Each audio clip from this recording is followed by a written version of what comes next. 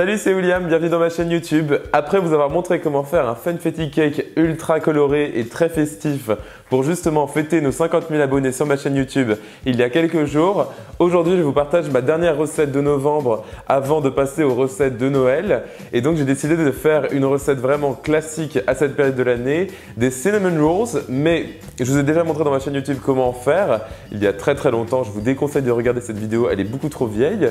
Mais aujourd'hui je me suis dit que j'allais en faire un pour plusieurs raisons. La première étant que c'est vraiment rigolo à faire, de faire tout en forme géante. Et c'est limite plus simple aussi que des cinnamon rolls quand vous les faites traditionnellement, donc en faisant vos petits roulés et en les mettant ensemble dans votre moule carré. Et aussi pour une raison très gourmande, car ce que je préfère dans les cinnamon rolls, c'est l'intérieur, donc la partie pleine de caramel, de cannelle, de sucre et de beurre. Et dans cette recette justement vous en avez beaucoup plus puisqu'il n'y a qu'une couche extérieure pour l'ensemble du gâteau. En tout cas on va tout de suite commencer par notre pâte à brioche. Alors pour notre pâte à brioche, je vais commencer par utiliser du lait entier auquel je vais ajouter un petit peu d'eau et je vais faire chauffer ça au micro-ondes jusqu'à ce que ça atteigne à peu près 40-45 degrés Celsius. C'est-à-dire que quand vous trempez le doigt dedans, c'est bien chaud et c'est limite de vous brûler, mais surtout pas plus. Faut pas que ce soit bouillant non plus. Mon mélange est bien chaud, donc maintenant j'ajoute un petit peu de sucre et je vais aussi ajouter de la levure sèche instantanée. Donc c'est celle que vous avez en petits sachets. Ce n'est surtout pas la levure boulangère humide en carré. N'utilisez pas ça pour cette recette, c'est pas fait pour ça. Et je vais mélanger le tout et ensuite je laisse ça reposer environ 5 minutes. Alors comme vous pouvez voir, ma levure a bien gonflé, ma préparation est très étrange, c'est parfait. Ça veut dire que nos cinnamon rolls vont bien gonfler. Donc maintenant on peut passer à la partie ingrédients secs et bien entendu j'ai de la farine normale à laquelle je vais ajouter mon restant de sucre et une grosse pincée de sel. Je mélange ça avec une cuillère juste pour répartir le sel et ensuite j'ajoute un gros œuf ainsi que mon beurre fondu. Et je termine par ma préparation à base de levure et de lait et je vais commencer à battre ça avec mon crochet jusqu'à ce que j'ai une pâte bien homogène.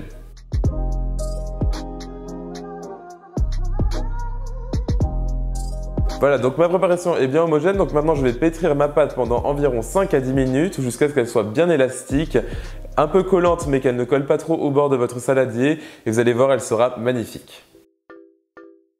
Ma pâte est bien prête, comme vous pouvez voir elle a pétri pendant environ 8 minutes.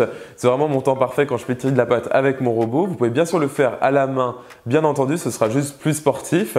Mais j'adore aussi pétrir les pâtes à la main, mais cette fois-ci je me suis dit que j'allais quand même utiliser mon KitchenAid puisque je l'avais. Et je vais donc maintenant la laisser reposer à température ambiante ou dans un four tiède, donc vraiment pas trop chaud mais un petit peu tiède c'est parfait, pendant environ 2 heures jusqu'à ce qu'elle double voire triple de volume et qu'elle soit bien gonflée et ensuite on passera à la suite.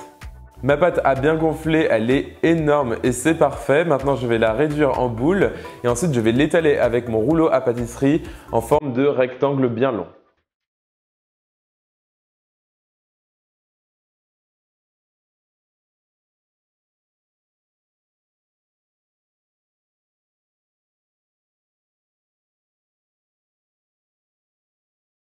Parfait, maintenant je vais ajouter mon beurre à température ambiante et l'étaler avec la marie sur toute la surface de ma pâte.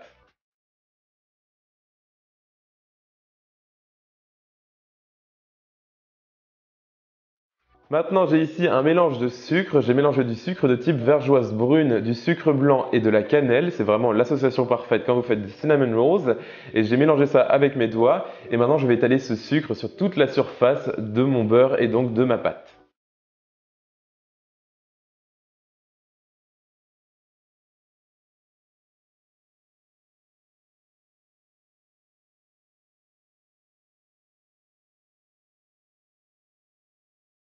Alors mon sucre est bien étalé, c'est parfait. Maintenant je vais découper des bandes de pâte avec un couteau. Vraiment essayer d'avoir des bandes de la même largeur, c'est très important. Peu importe la longueur, mais vraiment la largeur c'est important car on va ensuite les mettre sur le côté dans le moule. Donc faites attention à ça. J'utilise maintenant un moule rond de 25 cm de diamètre que j'ai préalablement beurré et ensuite j'ai ajouté un disque de papier sulfurisé sur le bas de mon moule pour tout simplement enlever très facilement notre cinnamon roll géant quand on va le sortir du four car sinon il risque d'accrocher au fond de votre moule. Et donc je vais commencer par rouler une bande que je vais ajouter au milieu de mon moule et ensuite je vais rouler toutes les autres bandes autour de celle-ci dans mon moule. Vous allez voir, c'est beaucoup plus simple à voir visuellement que pour moi d'expliquer ça. Donc je vous laisse apprécier avec vos yeux.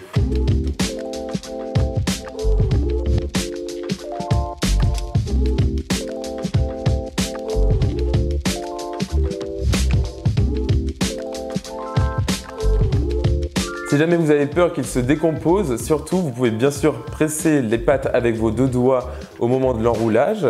Mais comme vous pouvez voir, je garde un espace en fait entre le cinnamon roll et les bords du moule car on va le faire gonfler dès maintenant et il va devenir vraiment énorme. Donc il faut prévoir cet espace là dans votre moule.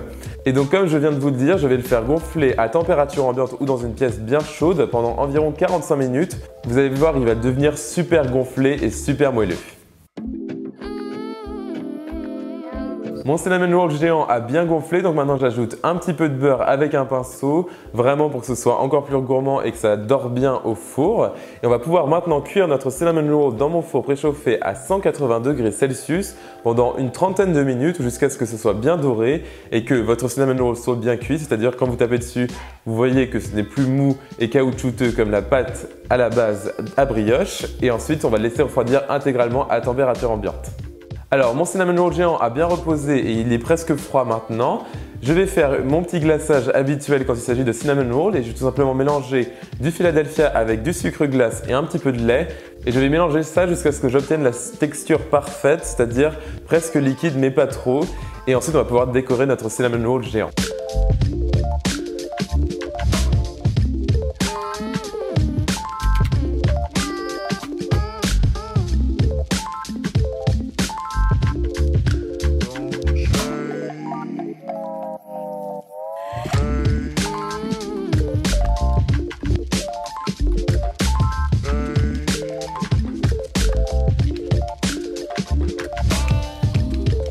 Comme vous pouvez voir, j'utilise une poche à douille pour avoir plus de précision au niveau du décor de notre cinnamon roll, mais franchement, vous n'êtes pas obligé de vous prendre la tête et utiliser juste une cuillère.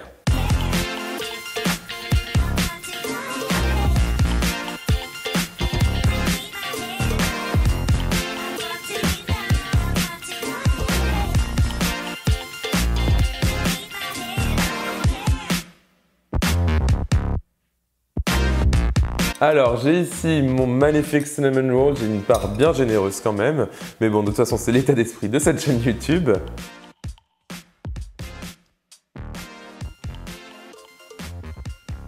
C'est parfaitement moelleux. Si vous adorez l'intérieur des cinnamon rolls plein de caramel et de ce sucre à la cannelle, franchement, vous allez adorer. Recette extraordinaire et super simple à faire et ça impressionne à tous vos amis au petit déjeuner, au brunch, au dessert, n'importe quand dans la journée. Ou au goûter comme moi je vais manger avec mes amis. En tout cas, retrouvez la recette complète sur mon site internet, donc williamskitchenblog.com. Abonnez-vous à ma chaîne YouTube, ça m'aide vraiment dans mon développement. Et retrouvez mes réseaux sociaux donc dans la description de cette vidéo, Facebook, Twitter, Instagram et Snapchat. N'oubliez pas de me mettre un petit pouce bleu si jamais vous avez aimé cette recette. Et moi je vous retrouve très vite pour une nouvelle recette la semaine prochaine. Salut!